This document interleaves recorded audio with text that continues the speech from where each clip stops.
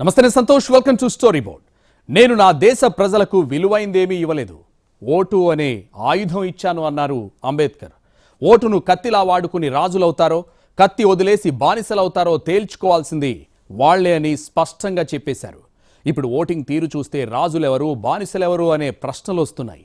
గ్రామీణ నియోజకవర్గాల్లో ఓటర్లు పోటెత్తితే పట్టణ నియోజకవర్గాల్లో పోలింగ్ అంతంత మాత్రంగా ఉంది.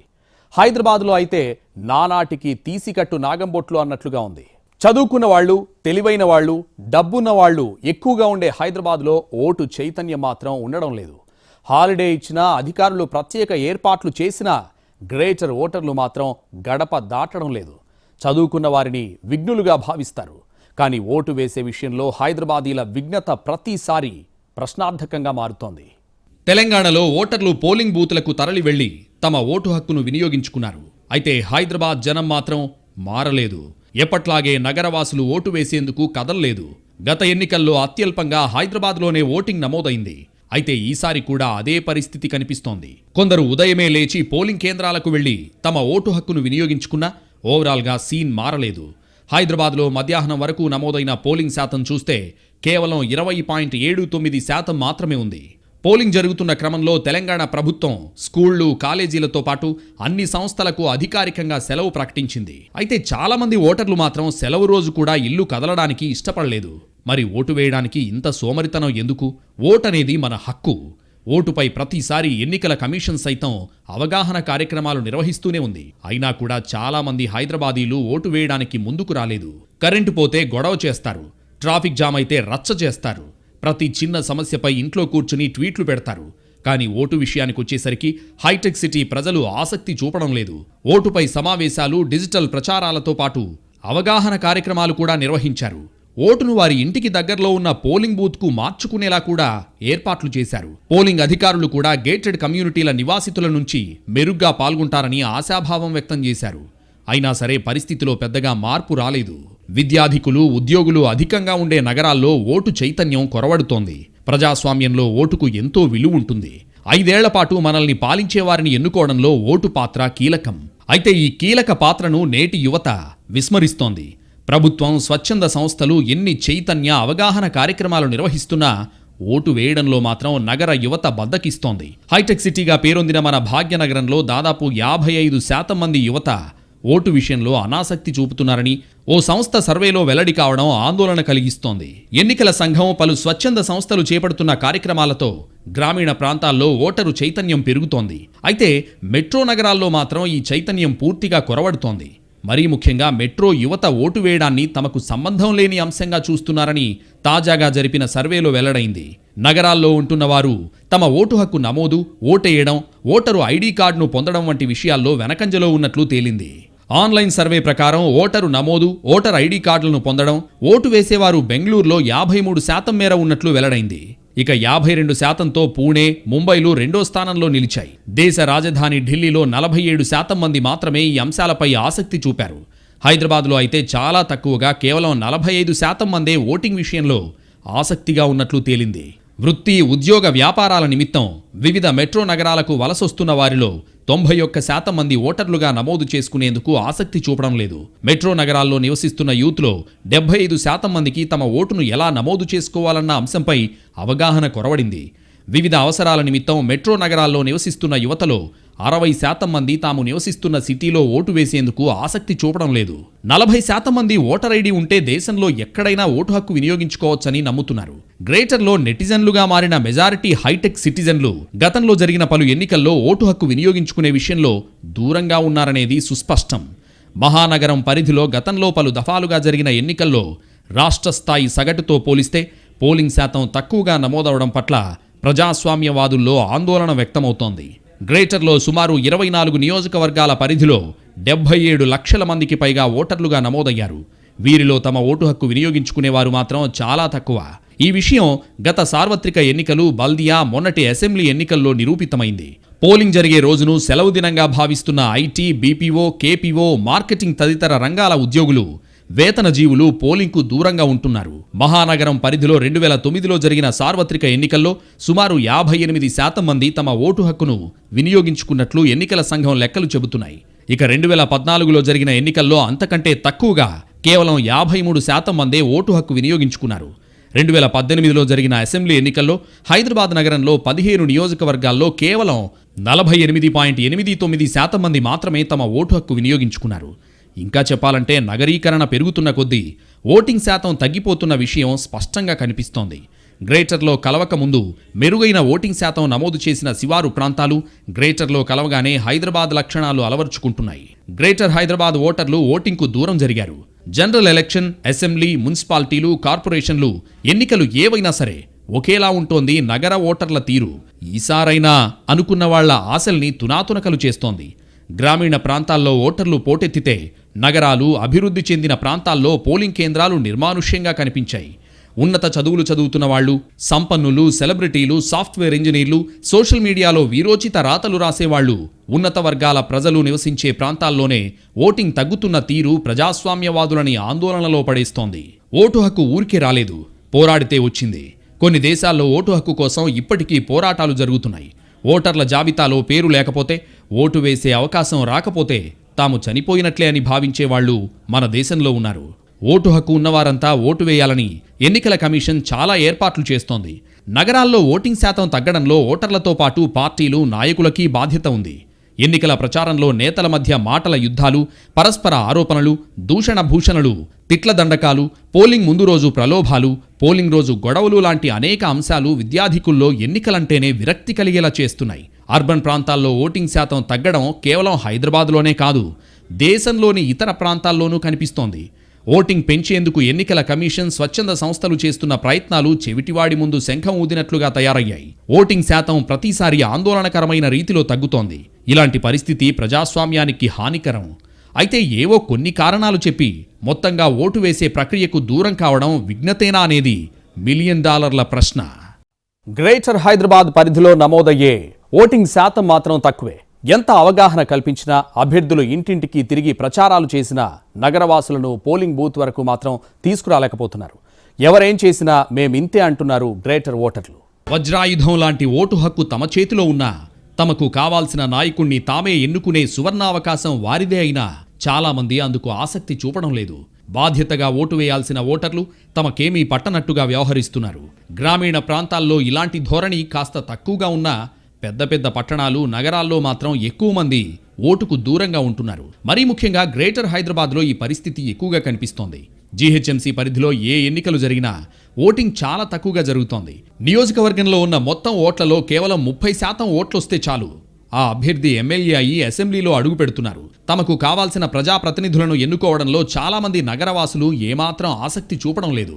ఈ తరుణంలో పూర్తిస్థాయి ఓటింగ్ కోసం వివిధ దేశాల్లో అవలంబిస్తున్న నిర్బంధ ఓటింగ్ విధానాన్ని ఇక్కడ అమలు చేస్తే ఫలితం ఉంటుందని పలు ప్రజా సంఘాలు, స్వచ్ఛంద సంస్థలు అభిప్రాయం వ్యక్తం చేస్తున్నాయి. Ukraine, Belgium, Austria, Mexico, Brazil, Philippines సహా 33 దేశాల్లో ఓటర్లు తమ ఓటు హక్కును వినియోగించుకోకపోతే ప్రభుత్వ సదుపాయాలను రద్దు చేస్తున్నారు. ఒకవేళ ఎవరైనా ఉద్యోగులు ఓటు వేయకపోతే వారి వేతనాల్లో కోత విధిస్తున్నారు. డ్రైవింగ్ లైసెన్స్, పాస్పోర్ట్లను రద్దు చేస్తున్నారు. ఇటలీలో అయితే ఎప్పుడు పోలింగ్ జరిగినా ఓటు వేయని వారి జాబితాను అధికారులు సేకరిస్తారు. పోలింగ్ ప్రదేశాల్లో ఆ పేర్లను ప్రదర్శిస్తారు. దీంతో ఓటర్లు ఓటింగ్ విషయంలో అలసత్వం ప్రదర్శించరు. ఆస్ట్రేలియాలో నిర్బంధ ఓటింగ్ విధానం అమలు చేస్తున్నారు. అర్హత వయసు వచ్చాక ప్రతి ఒక్కరూ ఖచ్చితంగా ఓటరుగా నమోదు చేసుకోవాలి. ఓటింగ్లో తప్పనిసరిగా పాల్గొని తమ బాధ్యతను నిర్వర్తించాలి. ఒకవేళ ఓటు వేయకపోతే జరిమానా విధించేలా నిబంధనలు ఉన్నాయి. బెల్జియంలో అయితే ఓటు హక్కును వినియోగించుకోని వారికి భారీగా జరిమానాలు విధిస్తున్నారు. మొదటిసారి ఓటు వేయకపోతే 2000 నుంచి 4000 యూరోలు, రెండోసారి అయితే 10,000 యూరోల వరకు ఫైన్ వేస్తారు. ప్రభుత్వ ఉద్యోగ అవకాశాలు, సదుపాయాలు, పథకాల్లో ప్రాధాన్యం తగ్గిస్తారు. ఓటరు జాబితాలో పేరుండి వరుసగా 4 సార్లు ఓటు వేయకపోతే 10 ఏళ్ల వరకు ఓటు హక్కును తొలగించేస్తారు. ఎన్నికలు ఎప్పుడు జరిగినా అత్యధిక పోలింగ్ శాతం నమోదయ్యే దేశాల్లో Australia, Italy, Belgium, Luxembourg, Chile దేశాలు ముందు వరుసలో ఉంటాయి.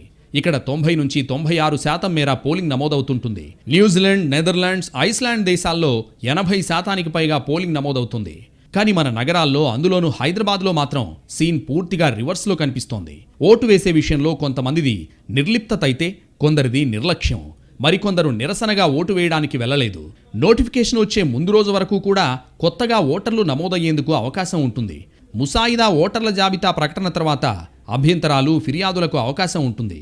కానీ వీటి పరిష్కారం సరిగా ఉండడం లేదు. ఓట్ల గల్లంతు, తొలగింపు వంటి ఫిర్యాదులు ఎన్నికల అధికారుల దృష్టికి వస్తున్నా వాటిని సంపూర్ణంగా పరిష్కరించడం లేదన్న ఆరోపణలున్నాయి.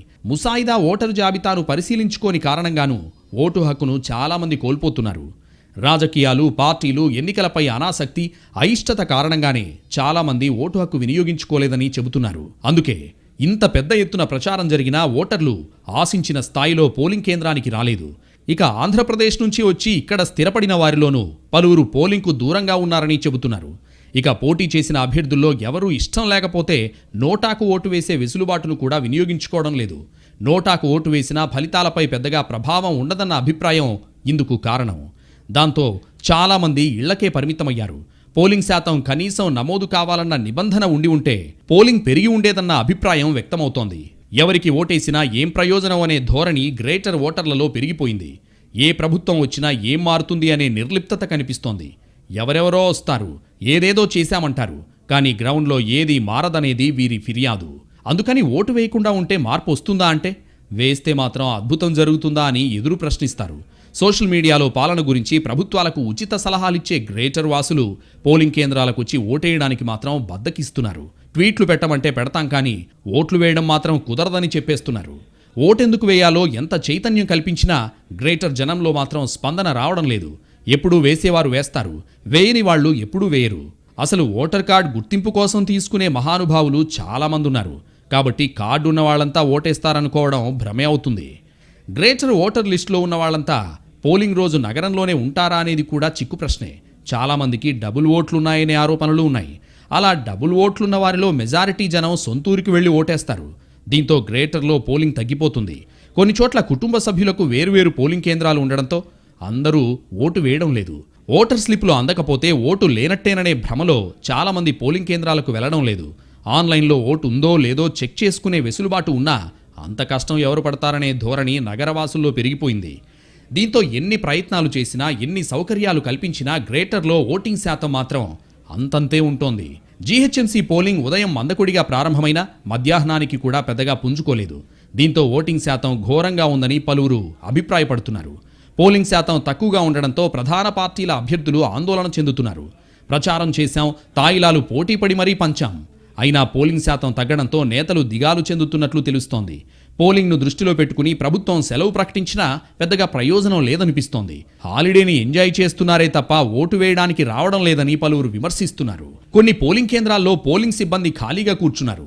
ఓటర్లు లేక పోలింగ్ కేంద్రాలు వెలవెలబోయాయి. గ్రేటర్ ఎన్నికల ప్రచారంలో ఊదరగొట్టిన నాయకులు ఓటర్లను బూత్ వద్దకు రప్పించలేకపోయారని విశ్లేషకులు అభిప్రాయపడుతున్నారు. అసలు ప్రధాన పార్టీల దిగజారుడు రాజకీయాల వల్లే ఓటర్లు రాజకీయాలంటే అసహ్యించుకునేలా తయారయ్యాయని విశ్లేషకులు అభిప్రాయపడుతున్నారు. ఏళ్ల తరబడి ఒకే ప్రాంతంలో ఉంటున్నా ఓట్లు గల్లంతు కావడం, ప్రతి ఎన్నికలకు ఓటరుగా నమోదు చేసుకోవడం ప్రహసనంగా మారుతోంది. ఆదివారం వచ్చిందంటే కరోనాను కూడా లెక్క చేయకుండా చికెన్ సెంటర్లు, ఫిష్ మార్కెట్ల దగ్గర గుమిగూడే జనం ఓటింగ్ పట్ల తీవ్ర విముఖత చూపడం ఏంటని రాజకీయ విశ్లేషకులు విమర్శిస్తున్నారు. ప్రజాభిప్రాయానికి విలువ లేకపోవడం, అదే సమయంలో డబ్బుకు ప్రాధాన్యత పెరగడం కూడా సగటు ఓటరు ఓటు వేయకపోవడానికి కారణంగా తెలుస్తోంది. తాను ఓటు వేసిన వ్యక్తి విజయం సాధించాక వ్యాపారం కోసమో ఇతర రాజకీయ ప్రయోజనాల కోసమో తాను వ్యతిరేకించే పార్టీలో చేరితే ఇక తన ఓటుకు విలువెక్కడుందని ఓటరు ప్రశ్నించుకుంటున్నాడు. రాజకీయ పార్టీలపై విశ్వాసం సన్నగిల్లడం కూడా ఓటింగ్ శాతం తగ్గడానికి కారణంగా చెప్పుకోవచ్చు. ప్రజాస్వామ్యంలో ప్రజలే పాలకులు, అదే ప్రజాస్వామ్య మూల సూత్రం. మరి ప్రజలు తమ తరపున పరిపాలించే వారిని ఎన్నుకోవడానికి ఓట్లు వేసేందుకు ఎందుకు బద్దకిస్తున్నారు? పల్లెల్లో జనం ప్రజాస్వామ్య స్ఫూర్తిని చూపిస్తుంటే పట్టణాల్లో జనం ఎందుకు బద్దకిస్తున్నారు? తెలంగాణలో ఎప్పుడైనా 70 నుంచి 75% మధ్య పోలింగ్ నమోదవుతుంది. అంటే 25 నుంచి 30% మంది ఓటర్లు ఓట్లేయడం లేదు. దేశంలో అయితే ఇంకా తక్కువ. గత సార్వత్రిక ఎన్నికల్లో 67% ఓటింగ్ జరిగింది. మిగిలిన 33% ఓట్లేస్తే ఫలితం ఎలా ఉండేది? అదే సమయంలో పల్లెల్లో కన్నా పట్టణాల్లో పోలింగ్ శాతం అతి తక్కువగా ఉంటోంది. ఓటు రాజ్యాంగం కల్పించిన హక్కు. ఓటు హక్కు అనేది ఎంతో పవిత్రమైనది. దానికి ఎంతో సార్థకత ఉంది. ఓటును నోటుకు అమ్ముకోకుండా విలువైన ఆయుధంగా మలుచుకోవాలి. ప్రజల చేత ప్రజల కొరకు పనిచేసే ప్రజాప్రభుత్వాన్ని ప్రజాస్వామ్య పద్ధతిలో ఎన్నుకోవాలి. కానీ సిటీ జనం మాత్రం ఓటు వేయడం అనవసరమనే వైఖరి తీసుకున్నారు. ప్రజాస్వామ్య దేశంలో ప్రతి పౌరుడికి ప్రశ్నించే హక్కు ఇచ్చేది ఓటు. మన రాష్ట్ర దేశ స్థితిగతులనే మార్చే శక్తి ఓటుకుంది. ఒక వ్యవస్థకు ప్రజాప్రతినిధి ఎంత అవసరమో ఆ ప్రజాప్రతినిధిని ఎన్నుకునేందుకు ఓటు అంతే అవసరం. కానీ చాలామంది ఓటును కేవలం ఎన్నికల ప్రక్రియగా, రాజకీయ తంతుగా భావిస్తున్నారు. కానీ అది రాజకీయం కాదు, మన బాధ్యత, మన పిల్లల భవిష్యత్తుకు వేస్తున్న బాట లాంటిది. పాలకులను ప్రశ్నించాలంటే సరైన విధానంలో ఓటు హక్కు వినియోగించుకోవాలంటున్నారు సీనియర్ సిటిజన్లు. ఓటు వేసి నాయకుణ్ణి తప్పుబట్టడం కంటే జాగ్రత్తగా అన్నీ తెలుసుకుని ఓటు వేయడం మంచిదంటున్నారు. ఓటింగ్ శాతాన్ని పెంచేందుకు ఎన్నికల సంఘం పలు సంస్కరణలు చేపట్టాలని చెప్పారు. ముందుగా ఓటర్కు సంబంధించిన ఆధార్ను జతపరుచుకోవడం తప్పనిసరి చేయాలన్నారు. ఓటింగ్ శాతాన్ని పెంచేందుకు పటిష్ట చర్యలు తీసుకోవాలంటున్నారు. పట్టణాల్లో ఓటింగ్ శాతం తక్కువగా ఉంటోంది. ముఖ్యంగా హైదరాబాద్ వంటి సిటీల్లో రాను రాను పోలింగ్ తగ్గుతోంది. ప్రభుత్వం పెయిడ్ హాలిడేగా ప్రకటిస్తోంది. ప్రైవేట్ సంస్థలు కూడా దీన్ని అమలు చేస్తాయి. అయినా ఓటు వేయడానికి బద్దకిస్తున్నారు. హాలిడేస్ వచ్చాయని సొంత పనులు చేసుకుంటున్నారు. ఓటు ప్రాధాన్యతను గుర్తించలేకపోతున్నారు. సెలవు ఇచ్చి మరీ ఓటు వేయమంటే ప్రజలు వేయడం లేదనే విమర్శలు కూడా వినిపిస్తున్నాయి. ముఖ్యంగా నగర ఓటర్ల తీరు ప్రతిసారి చర్చనీయాంశంగా మారుతోంది. ఓటర్లందరికీ ఉన్న మహా ఆయుధం నోటా. ఎన్నికల్లో పోటీ చేస్తున్న అభ్యర్థులు ఎవరూ నచ్చకపోతే వారిని తిరస్కరించడానికి నోటా వీలు కల్పిస్తోంది. నోటా వచ్చాక నాయకుల ఎంపికలో కొంత మార్పు కనిపించినా ఉన్నంతలో ఉత్తముల్ని ఎన్నుకోవడం ఓటర్లకు ఉన్న ఒక మార్గం. ఈ కొన్ని నిమిషాలు వెచ్చించి పౌరులిచ్చే తీర్పు రాబోయే 5 ఏళ్ల పాటు వారి జీవన స్థితిగతుల్ని ప్రభావితం చేస్తుంది. రాజ్యాంగం కల్పించిన ఓటు హక్కు నిరుపయోగం కాకుండా అందరూ సద్వినియోగం చేసుకుంటేనే ప్రజాస్వామ్యం ప్రకాశిస్తుంది. కానీ ఓటేసే స్పృహ నగర పౌరులు, విద్యావంతుల్లోనే కొరవడటం విడ్డూరంగా ఉంది. తెలంగాణలో గత 2009, 2014, 2018 సంవత్సరాల్లో జరిగిన అసెంబ్లీ ఎన్నికల్లో గ్రామీణ ప్రాంత అసెంబ్లీ నియోజకవర్గాల్లో అత్యధిక ఓటింగ్ నమోదైందని ఎన్నికల కమిషన్ రికార్డులు వెల్లడించాయి. పోలింగ్ సందర్భంగా సెలవు ప్రకటించడంతో పాటు పోలింగ్ కేంద్రాలను ఓటర్లకు అందుబాటులో ఏర్పాటు చేసిన నగర ప్రాంతాల్లోని ఓటర్లు పోలింగ్ శాతం అత్యల్పంగానే ఉంది. 2009 అసెంబ్లీ ఎన్నికల్లో 6 సెగ్మెంట్లలో 39 నుంచి 49% పోలింగ్ జరిగింది. 2014 ఎన్నికల్లో అత్యల్ప పోలింగ్ అయిన నియోజకవర్గాల సంఖ్య 7కు పెరిగింది. 2018వ సంవత్సరంలో జరిగిన అసెంబ్లీ ఎన్నికల్లో అత్యల్ప ఓటింగ్ అయిన నియోజకవర్గాల సంఖ్య 8కి పెరిగింది. తెలంగాణ రాష్ట్రం ఆవిర్భవించాక 2014వ సంవత్సరంలో జరిగిన మొట్టమొదటి అసెంబ్లీ ఎన్నికల్లో కేవలం ఒక్క అసెంబ్లీ నియోజకవర్గంలోనే 90% పైగా ఓట్లు పోలయ్యాయి. అదే 2018వ ఎన్నికల్లో 7 అసెంబ్లీ స్థానాల్లో 90% పైగా పోలింగ్ జరిగింది. అసెంబ్లీ ఎన్నికల్లో పోలింగ్ శాతం గతంలో కంటే స్వల్పంగా పెరిగినా నగరాల్లో మాత్రం ఓటింగ్ అత్యల్పంగా ఉంది. నగర ఓటర్లు ఓటు వేసేందుకు ముందుకు రావడం లేదు. 2009వ సంవత్సరంలో జరిగిన అసెంబ్లీ ఎన్నికల్లో ఓటింగ్ శాతం 72.37%గా నమోదైంది. తెలంగాణ రాష్ట్రం ఆవిర్భవించాక జరిగిన మొదటి ఎన్నికల్లో పోలింగ్ శాతం 69కి పడిపోయింది. నగరాల్లోని సెగ్మెంట్లలో పోలింగ్ శాతాన్ని పెంచేందుకు ఎన్నికల కమిషన్ అధికారులు ప్రచారం చేసినా ఓటర్లు మాత్రం పట్టించుకోవడం లేదు. గిరిజన ప్రాంతాల్లోని ఓటర్లు కిలోమీటర్ల దూరంలోని పోలింగ్ కేంద్రాలకు నడిచి వచ్చి ఓటేస్తున్నారు. దీంతో గ్రామీణ ప్రాంతాల్లో పోలింగ్ శాతం పెరుగుతోంది. కానీ అన్ని సౌకర్యాలు అందుబాటులో ఉన్న గ్రేటర్ జనం మాత్రం పోలింగ్ కేంద్రాల వైపు కన్నెత్తి కూడా చూడడం లేదు. ఓటు హక్కు వల్ల రాజకీయాల్లో ప్రజల భాగస్వామ్యం పెరుగుతోంది. ఫలితంగా ఎన్నికల్లో ప్రభావం చూపుతున్న కులం, మతం, ధనం లాంటి అంశాల ప్రభావం తగ్గే అవకాశం ఉంది. ఓటు విలువ తెలియక కొంతమంది ఓటింగ్కు దూరమవుతుంటే, ఓటు ప్రాముఖ్యత తెలిసినా నిర్లక్ష్యంతో మరికొంతమంది ఓటు వేయడానికి అనాసక్తిని ప్రదర్శిస్తున్నారు. పట్టణ ప్రాంతాల్లో విద్యావంతులు నివసించే ప్రాంతాల్లో 50% ఓటు నమోదు కావడమే గగనమైపోతోంది.